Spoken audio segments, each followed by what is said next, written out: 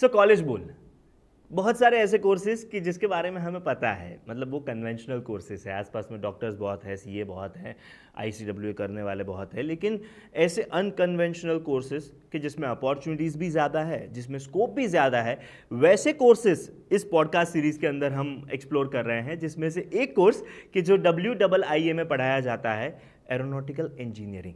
We have Vinod Kumar Sharma sir, Rishi Iyengar and captain Umang Jani के जिनके साथ बातें कर रहे हैं। हमने ऑलरेडी इंसेप्शन के बारे में बात कर ली है, थोड़ी बहुत सी कोर्स की आउटलाइन जान ली है, लेकिन women in this particular industry, क्या स्कोप है, कैसे स्कोप है, कैसे एनरोल किया जा सकता है, ये सारी बातें। एंड हाल फिलहाल जो ऑपरेशन सिंदूर हुआ जिसमें ड्रोन टेक्नोलॉजी यूज़ की गई थी, अब ये टेक्नोलॉजी क्या इस कोर्स में पढ़ाई जा सकती है? पैरेलली मेरे जैसे बहुत लोग होंगे कि जो डिफेंस में जाना चाहते थे, क्या इस कोर्स के ज़रिए वो सपना पूरा हो सकता है? ये सारी बातें होने वाली है पॉडकास्ट के इस पार्ट में। आजकल हमारे दिमाग में खुल गई है कि ऑपरेशन सिंदूर हुआ, उसके बाद जैसे मैं भी एट द एज ऑफ 16 जाना चाहता था दैट मुझे फाइटर पायलट बनना है, मुझे इंडियन आर्मी में सर्व करना है एंड ऑल। मैंने बालाछड़ी की एग्ज़ाम भी दी थी, I failed and then as like कि चलो यार नसीब में नहीं होगा एंड ऑल। बट स्टिल ये कोर्सेज़ की हम बात कर रहे हैं तो हमने बहुत से ऐसे एयरक्राफ्ट्स के नाम सडनली सुन लिए। तेजस हो गया, मिराज हो गया, हमने अभी हाल फिलहाल जो नए राफेल खरीदे हैं वो हो गए, या फिर S-400 की बात कर लें हम, ड्रोन्स की बात कर लें हम। तो ये सारी चीज़ों में भी ऐसे इंजीनियर्स चाहिए होंगे ना, या तो फिर उनकी ज़रूरत रहती होगी। ऑपरेशन सिंदूर जो हैं ये भारतीय वायुसेना के द्वारा खासतौर पे, वैसे तो तीनों सेनाएं जो हमारी उसमें इन्वॉल्व थी, मगर मुख्य भूमिका निभाई भारतीय वायुसेना ने। तो हमने देखा कि उसमें भारतीय वायुसेना ने मिसाइल्स और जो लड़ाकू विमान है, राफेल हैं, सुखोई हैं, तेजस जैसे और ब्रह्मोस मिसाइल और S-400 सिस्टम से जो भी परफॉर्म किया, तो एक एजुकेशन इंस्टीट्यूट होने के नाते हमें ऐसा लगा कि what should be our contribution. तो हम चाहे तो ऐसे कोर्सेज हम शुरू कर सकते हैं कि like defence aerospace 4 year B Tech program what we initiated, और उसमें जो ये इस प्रकार की जो मिलिट्री ऑपरेशंस होते हैं उसके अंदर जो टेक्नोलॉजी यूज़ होती हैं, वो टेक्नोलॉजी अगर हम एविएशन कोर्सेज के साथ उसको इंटीग्रेट करें तो हम यानी फ्यूचर में हमारे देश को जो मैन पावर की रिक्वायरमेंट है उसको फुलफिल करने के लिए हम एक कदम बढ़ा सकते हैं जी। इसीलिए हमने 4 ईयर बीटेक डिफेंस एरोस्पेस का प्रोग्राम अभी शुरू किया और उसको इंटीग्रेट किया B1.3 से। B1.3 दैट मीन्स एक helicopter ministry of civil aviation के द्वारा जो हेलीकॉप्टर रिलेटेड एक कोर्स होता है वो हमने इसके साथ इंटीग्रेट किया है। हेलीकॉप्टर यानी अभी सबसे हमारे देश में एक समस्या ये है कि आपको एयरक्राफ्ट के संबंधित मैन पावर तो बहुत अच्छा मिल जाता है, मगर जो हेलीकॉप्टर्स हैं उसको इग्नोर कर दिया जाता है जी। और मैं देख रहा हूँ कि हमारे देश में करीब 270 से ज़्यादा हेलीकॉप्टर्स हैं और भी हेलीकॉप्टर्स आ रहे हैं, हेलीकॉप्टर की फ्लीट बढ़ती जा रही है, मगर उसके सामने मैन पावर नहीं मिल रहा है। जी। तो यानी इससे होगा क्या कि ये जो B1.3 हमने जो इनिशिएट किया है, it's a really very interesting course और उसमें हेलीकॉप्टर्स के बारे में सिखाया जाता है और उसको हमने इसके साथ इंटीग्रेट किया ताकि स्टूडेंट्स जो हैं वो हेलीकॉप्टर्स के बारे में भी सीख सके। बाकी हेलीकॉप्टर्स के बारे में नहीं सीखा जाता है, सिर्फ ये कोर्स के माध्यम से ही हेलीकॉप्टर उसमें कवर हो रहा है। जी। तो कुमारी राधिका भंडारी मैडम जो हमारी डीन एविएशन हैं and director western India institute of aeronautics की जो हाल में डायरेक्टर हैं, उनके मार्गदर्शन में हमने इस प्रकार के कोर्सेज शुरू किए हैं। सर आपने मैम की बात की जी। मुझे ये स्पेसिफिक बात करनी है आप तीनों से, स्पेशली आपसे, जस्ट बिकॉज कि आप फील्ड पे काम करते हो। विमेन, फीमेल इन एविएशन, मतलब हमने एयर होस्टेस देखी हैं, फीमेल पायलट्स देखी हैं, उसके अलावा बहुत गिनी चुनी फीमेल्स को शायद हमने कोई मैक्स टू मैक्स हम कहाँ देखते हैं कि टिकट चेक करते हुए मैनेजमेंट में। तो क्या ये टेक्निकल कोर्सेज जितने भी हैं उसमें फीमेल्स कितनी हैं, उनका स्कोप कितना है? एक मिथ है कि स्ट्रांग नहीं है, फिजिकली इतने केपेबल शायद नहीं हो पाएंगे ऐसी चीज़ें करने के लिए एंड ऑल।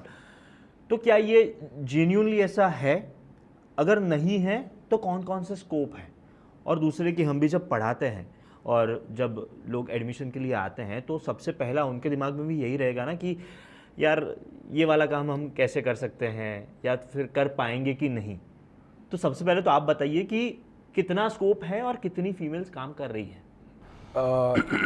करंटली जैसे मैं अभी जिस एयरलाइन में हूँ और जिस तरह से मैं देख रहा हूँ, जो रेशियो है वो अगर मैं कंपेयर करूँ पिछले 10-15 साल से जो मैं देख रहा हूँ लगातार बढ़ती आ रही है। हमारे टीम में भी अब काफ़ी significant number of girls who have come in and they work with us. No doubt जो काम है ना वो it is a tough job, mainly because you have to work in the sun, you have to work in the rain. If you are in a cold place, you have to work in the snow. So चाहे बाहर का condition कैसा भी हो, you have to work. But I don't think that is a deterrent.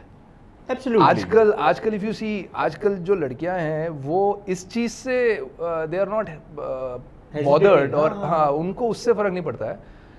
और काम जो है वो कोई ऐसा नहीं है कि बहुत ज़्यादा आपको ताकत की ज़रूरत है। आई थिंक ज़्यादा क्या ज़रूरत है, आपको अगर धूप में खड़े रहना है तो आपके लिए ज़्यादा क्या है मेंटल वो होना चाहिए। And I don't think you can beat girls in that. Absolutely. So जो मेंटल स्ट्रेंथ जो होनी चाहिए, इफ़ यू हैव इट, अगर आप if you are a girl student and if you are confident about the fact आप passionate हैं, you like to work with machines and you don't care about कि situation कैसी होगी, if you are not very मतलब if I may use the word delicate, अगर आप ऐसे नहीं हो, if you have the personality, then the field is very welcoming. We want people who have the passion, who are interested towards work. Then it doesn't really matter. मेरे team में अगर if there is a girl and if there is a boy, we don't differentiate. मैं किसी काम के लिए लड़के को ही भेजूंगा या लड़की को भेजूंगा, ऐसा कोई है नहीं. We just send. But then when we want people, then you should be ready कि हाँ चाहे कुछ भी हो, I'll be able to go and work. So if you have the temperament, then field में there is no restriction, recruitment में there is no restriction. We don't see कि girl. In fact आजकल for the sake of inclusivity कि we need the ratio जो है वो ज़्यादा skewed ना रहे. Many airlines are even looking to hire more females in the engineering field. So for inclusion and we want the female category also to be there. So recruitment में वो चीज़ हो रही है. Field में as I said we don't differentiate and if you are ready we are more than ready. So basically उनके लिए एक तरीके से स्कोप थोड़े ज़्यादा बढ़ जाते हैं। बिल्कुल बढ़ रहे हैं. एंड सर आप भी बताइए कि जब एडमिशन के लिए आते हैं तो पेरेंट्स को तो यही कन्फ्यूजन रहेगा कि मतलब ये कोर्स में जा सकेंगे कि नहीं, ये कर सकेंगे कि नहीं, तो उन लोगों के लिए आपको क्या कहना है? If you're talking about the parents, there is no difference between the boys and girls in our maintenance. The ratio, if you're talking about the ratio of maintenance personnel in our field, as Mr. Rishi was said, the equal proportions are there and equal opportunities are there. So there is no difference if any parents wants to send their daughter their wards, so they can send. Yes sir. ये एक growing field है।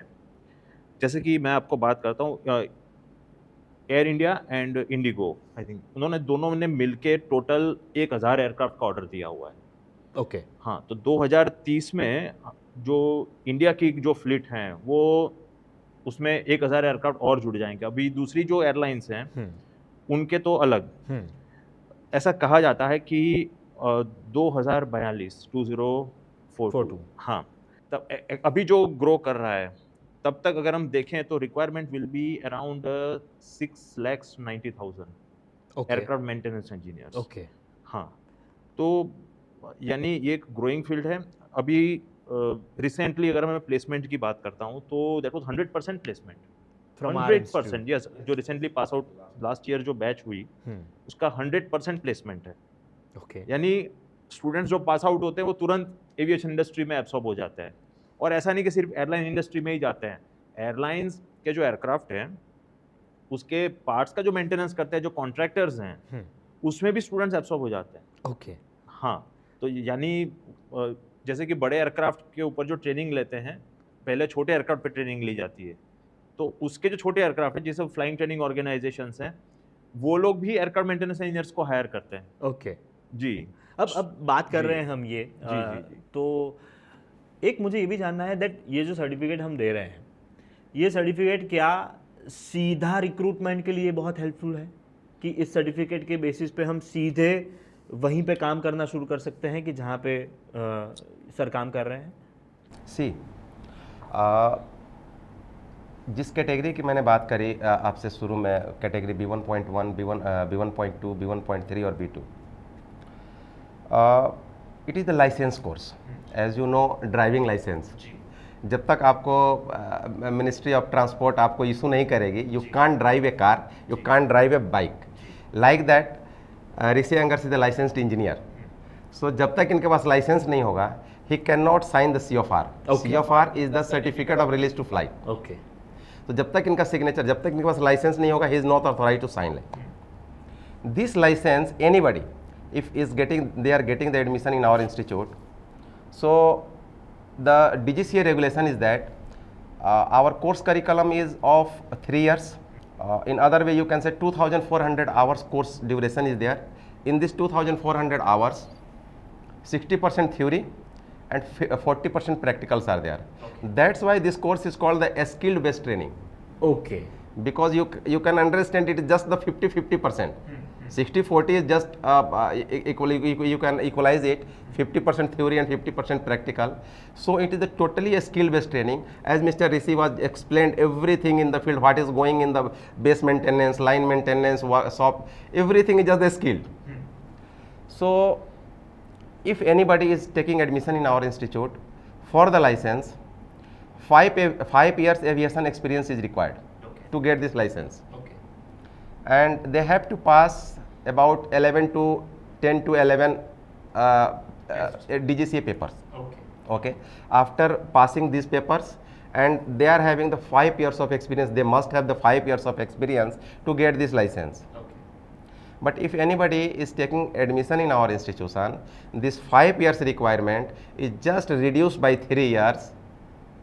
Are you getting this point? Okay, okay, So just if they are taking the admission in our institution, they have to pass this 10 or 11 modules, and then when they are going to work in any organization, in any maintenance organization like Mr. Rishi is doing, so only after the experience of maintenance experience of 2 years, he might be eligible for the license. तो मेरे जैसे कई लोग कि जिनका ये सपना था इंडियन एयरफोर्स में सर्व करना, अब अनफॉर्चुनेटली ये नहीं हो पाया, लेकिन इस कोर्स के थ्रू कैसे डायरेक्टली नहीं बट इनडायरेक्टली हम ये सर्व कर सकते हैं, इसके बारे में हमने जान लिया। पैरेलली मेन एंड विमेन, ये कंपैरिजन में जो लिमिटेशंस है ना, वो सिर्फ और सिर्फ हमारे दिमाग में है, इस कोर्स में नहीं। इसके बारे में भी बहुत सारी बातें हो चुकी हैं, लेकिन अब AI वाले फ्यूचर में ये कोर्स कितना काम आएगा या तो फिर कितना ब्राइट फ्यूचर लेकर आएगा, इसके बारे में बात होगी इस पॉडकास्ट के 3rd पार्ट में। So stay tuned.